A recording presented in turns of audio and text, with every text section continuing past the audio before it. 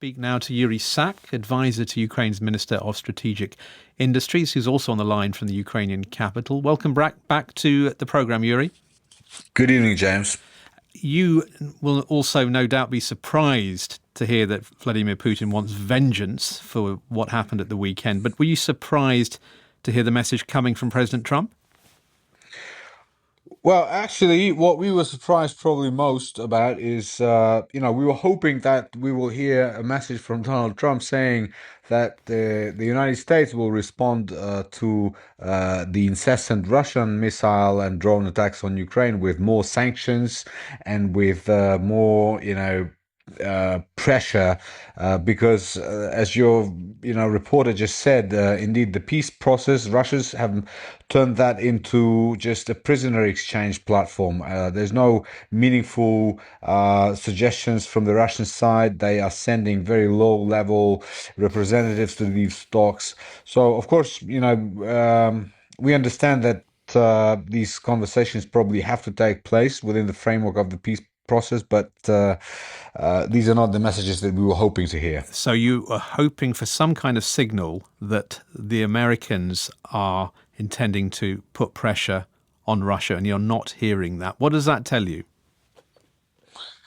Well, let's just hope that they're still hesitating and that they romantically, if not naively, are hoping that there is still room to convince Russians. Now, we have abandoned those hopes a long time ago because we are on a daily basis seeing with our own eyes, what Russians really want. What they want is to destroy our country. And what they want is to avoid the US sanctions in particular, coupled with the European sanctions. So we just hope that, and actually, there was very strong language from Donald Trump just in recent days, which kind of indicated that he's beginning to realize what Russia is really about. So this phone call today, it was very, unusual, and it kind of falls out of line with what President Trump was saying just a few days ago. You're referring to him saying that President Putin was crazy when he had launched that big attack, and he's also been musing about whether or not he is, in Donald Trump's words, tapping him along. But do you feel then that this call, or at least a readout from it, is a step backwards for Ukraine?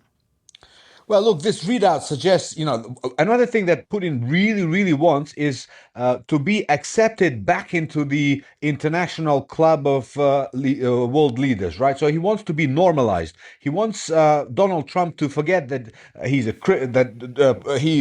Putin, he's a war criminal, that he's waging an aggressive war, the largest war in since the Second World War, that he's killing people by the thousands, deporting children from Ukraine. So, and all of a sudden they're talking about Iran, and we understand there are global issues that require their attention. But look, we have to call a spade, right? So Russia is a terrorist state, and it should be brought to account. So yes, this is why our president, he just said it in his statement tonight, that every time Putin succeeds in delaying the peace talks, he's essentially giving a middle finger to all the world leaders who is tapping along. Well, Iran, you mentioned. I mean, is that then concerning for you that Donald Trump perhaps sees Vladimir Putin as a partner, or at least Vladimir Putin is offering himself as a partner for some broader deal with Iran?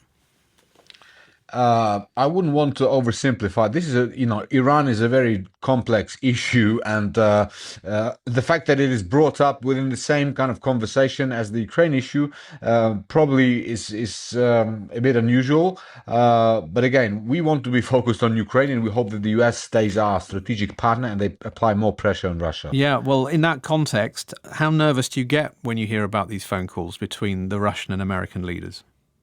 Well, actually, when we hear about them, first we are hopeful because we think that, well, finally Donald Trump will say to Putin, if he doesn't straighten up his act.